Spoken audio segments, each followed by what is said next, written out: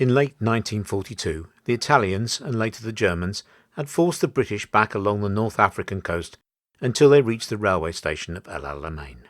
Here, a narrow strip of land existed between the Mediterranean in the north and the Qattara Depression in the south, both of which were impassable to tanks. To the east, about 75 miles from the British lines, was the naval port of Alexandria, the River Nile, a source of fresh water, and the Suez Canal, the connection between the Mediterranean and the Indian Ocean, and last, but by no means least, the oil fields of Arabia.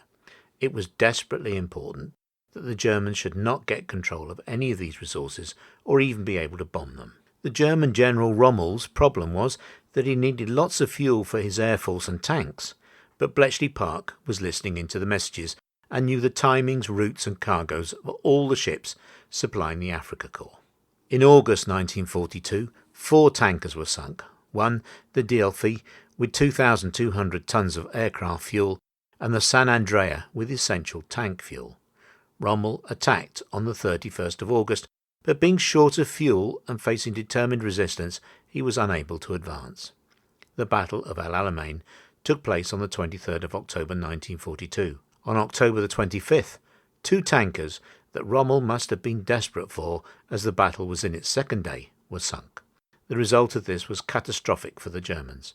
Rommel could not create a reserve of tanks, as he didn't have any fuel for them, and the Luftwaffe were effectively grounded, as they had lost 90% of their fuel.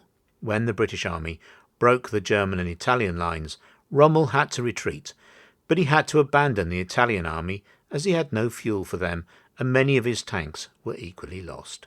In November 1942, Prime Minister Winston Churchill marked this major turning point in the Second World War by authorising the mass ringing of church bells, which had not been heard for over 2 years, and declaring, This is not the end.